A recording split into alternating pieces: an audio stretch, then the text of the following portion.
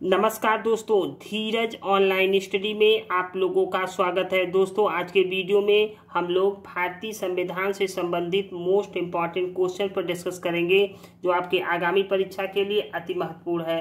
तो आइए वीडियो प्रारंभ करते हैं। और आज का पहला प्रश्न है कि निम्नलिखित में से किस अधिनियम को मार्ले मिंटो सुधार भी कहा जाता है?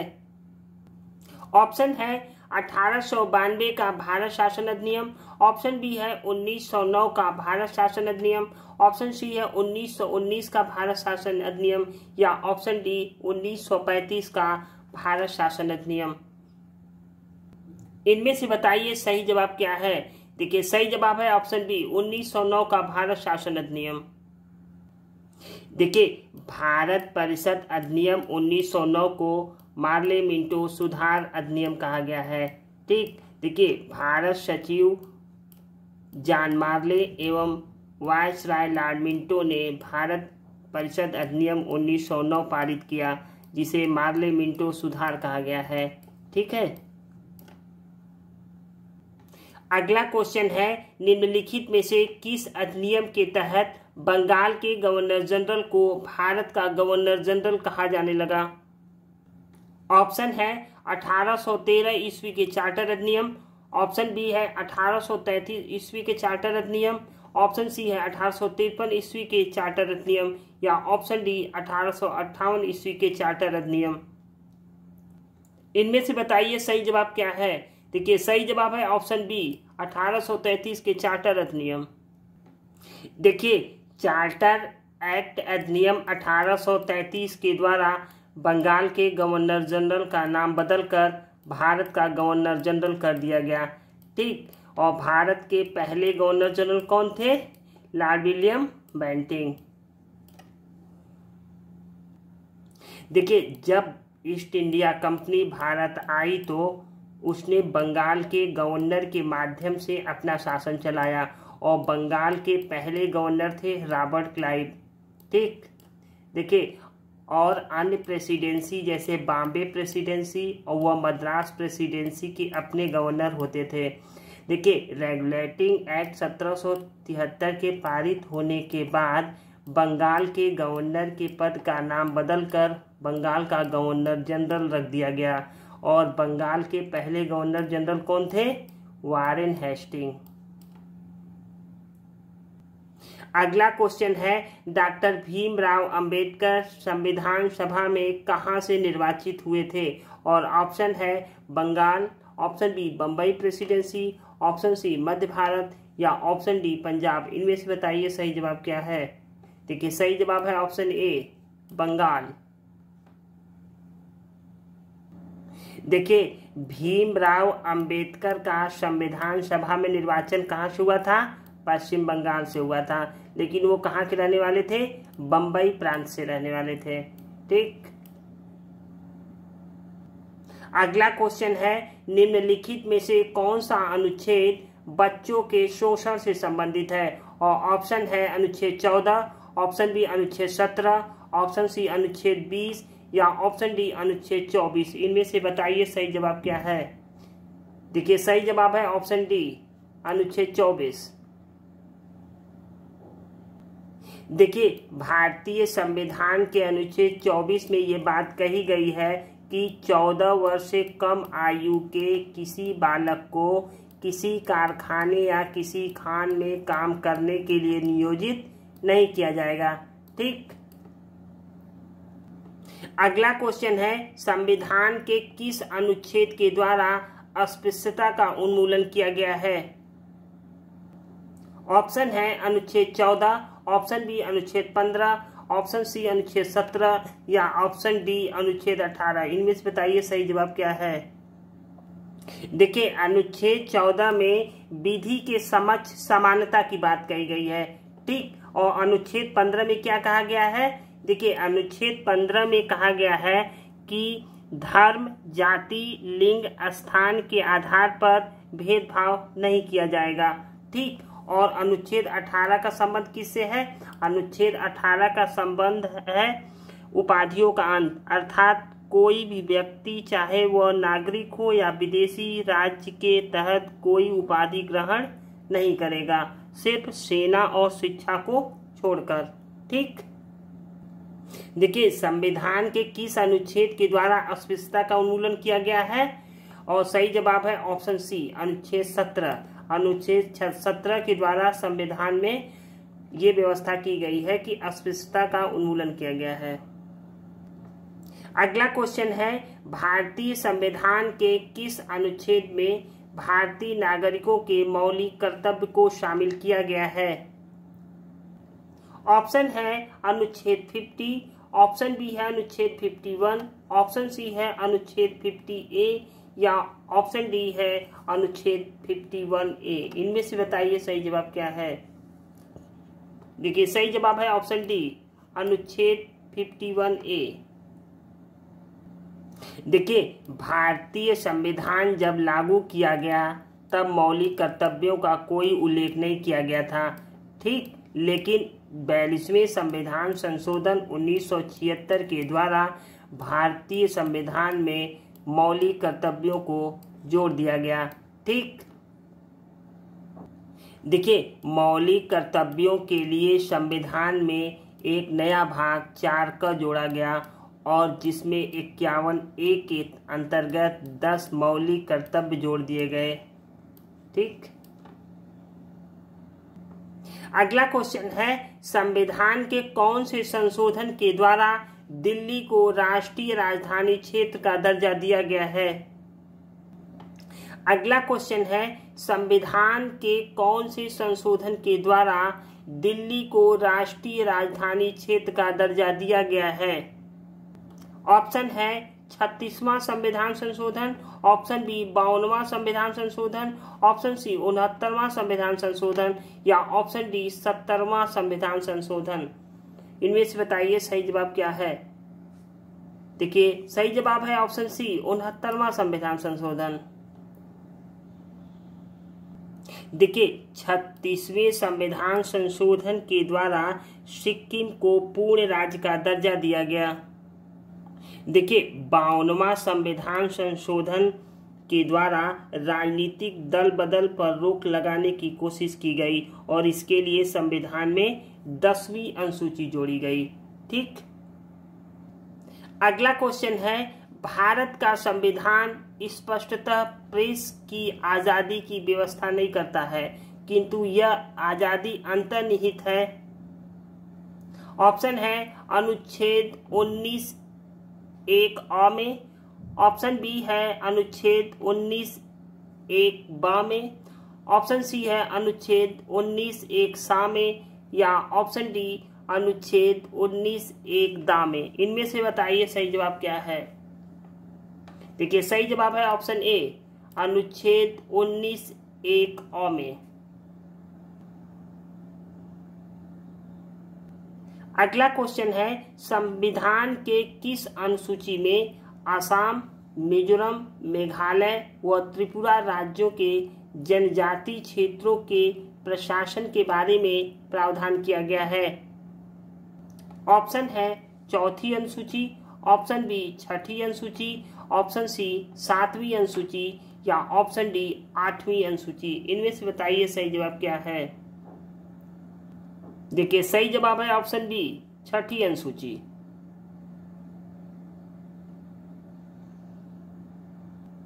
देखिए 7वीं अनुसूची का संबंध केंद्र व राज्यों के बीच शक्तियों के बंटवारे से है और 8वीं अनुसूची का संबंध किससे है? भारत के 22 भाषाओं का उल्लेख किया गया है इसमें। अगला क्वेश्चन है, निम्नलिखित में से किसे संविधान सभा का संवैधानिक सलाहकार नियुक्त किया गया था?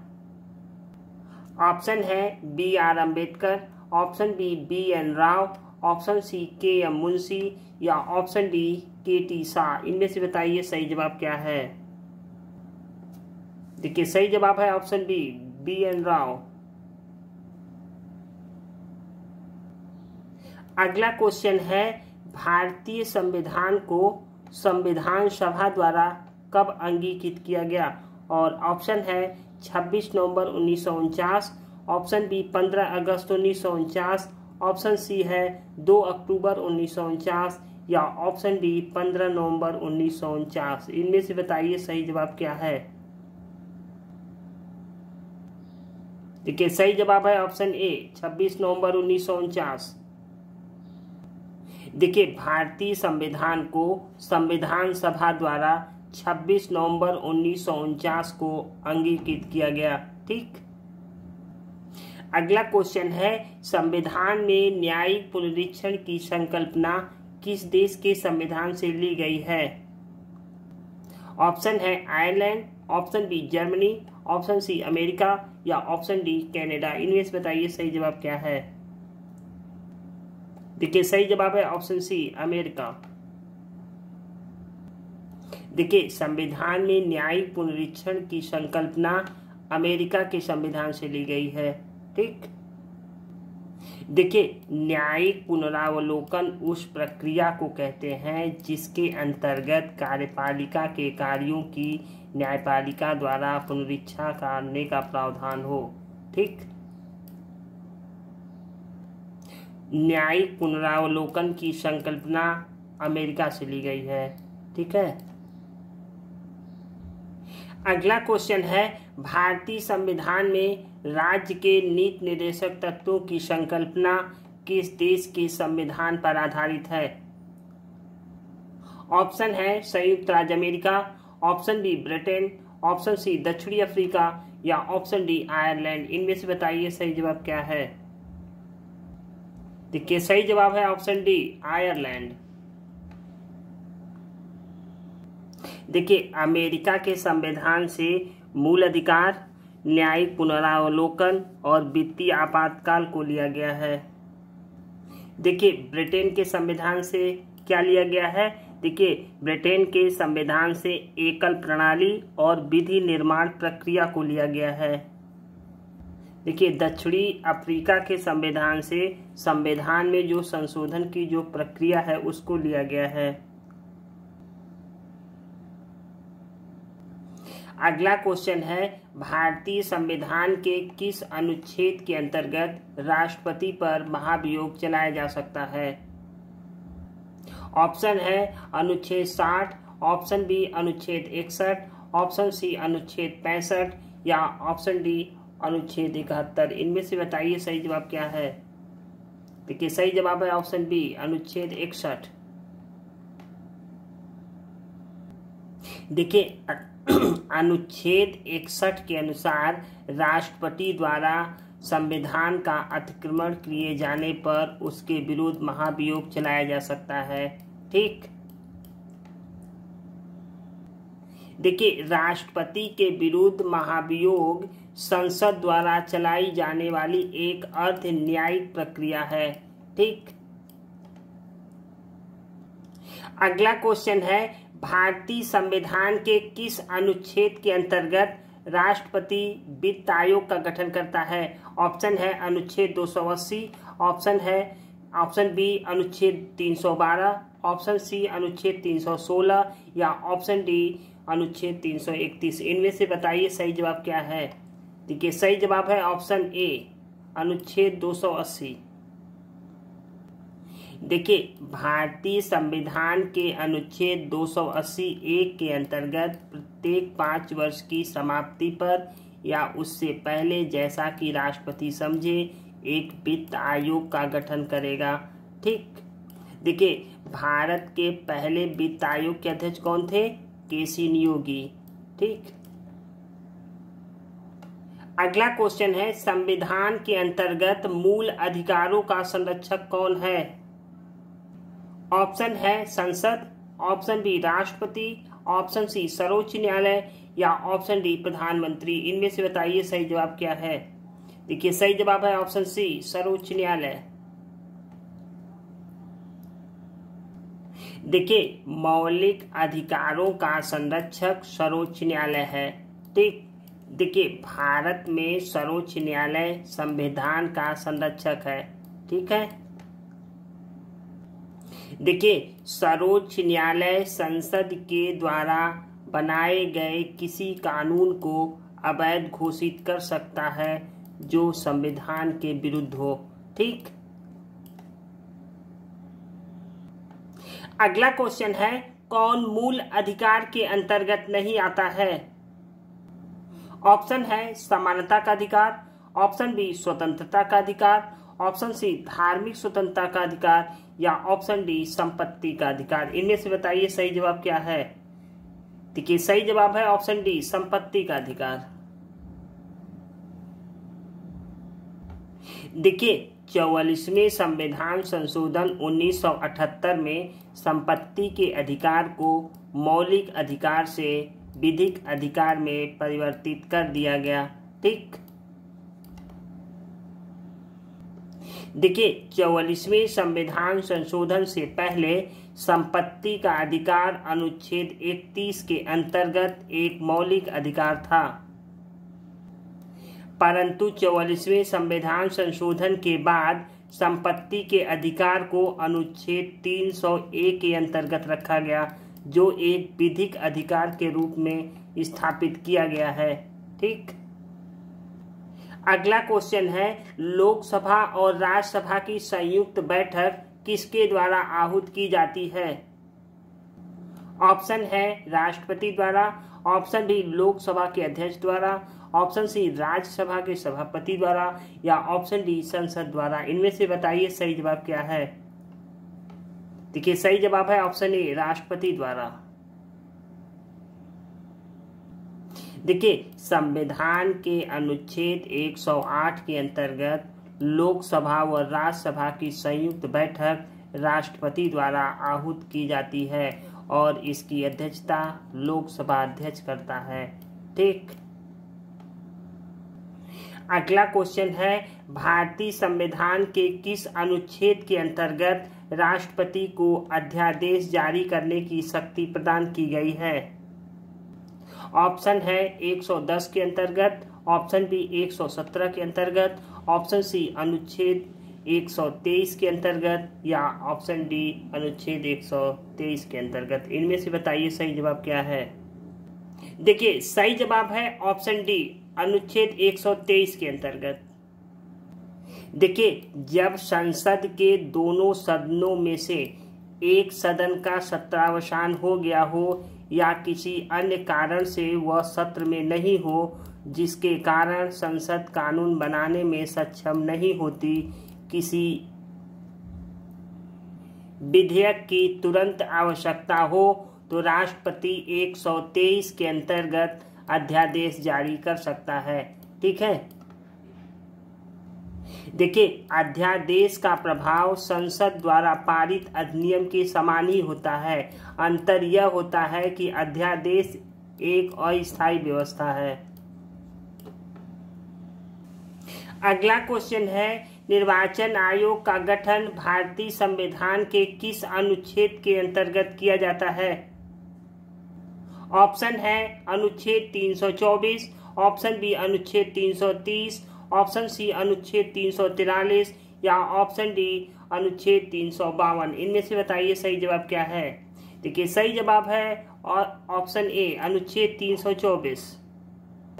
देखिए निर्वाचन आयोग का गठन भारतीय संविधान के अनुच्छेद 324 के अंतर्गत किया जाता है। अगला क्वेश्चन है, पंचायतों को संवैधानिक दर्जा प्रदान किया गया।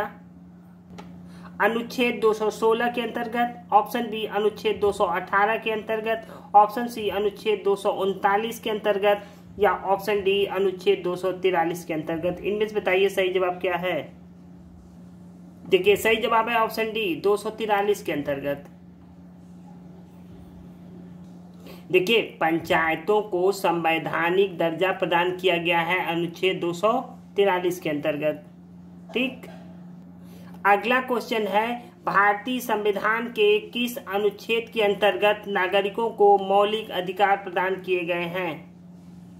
ऑप्शन है अनुच्छेद 14 से 35 तक, ऑप्शन बी है अनुच्छेद 36 से 40 तक, ऑप्शन सी अनुच्छेद 51 से 75 तक, या ऑप्शन डी 1976 से 90 तक। इनमें से बताइए सही जवाब क्या है। देखिए सही जवाब है ऑप्शन ए अनुच्छेद 14 से अनुच्छेद 35 तक। देखिए, नागरिकों को मौलिक अधिकार अनुच्छेद 14 से लेके अनुच्छेद 35 तक प्रदान किए गए हैं। अगला क्वेश्चन है, प्रथम स्पीकर जिनके विरुद्ध लोकसभा में अविश्वास प्रस्ताव लाया गया था। ऑप्शन है B.R. जाखड़, ऑप्शन बी है G.B. मावलकर, ऑप्शन सी है हुकुम सिंह या ऑप्शन डी K.S. हेगड़े। इनमें से बताइए सही जवाब क्या है। देखिए, सही जवाब है ऑप्शन बी G.B. मावलकर। देखिए, G.B. मावलकर प्रथम स्पीकर थे जिनके विरुद्ध लोकसभा में अविश्वास प्रस्ताव लाया गया था। ठीक दोस्तों, ये रहा आज का अंतिम प्रश्न। ये वीडियो आप लोगों को कैसा लगा? अच्छा लगे तो लाइक, सब्सक्राइब और शेयर जरूर कीजिएगा। Thank you for watching.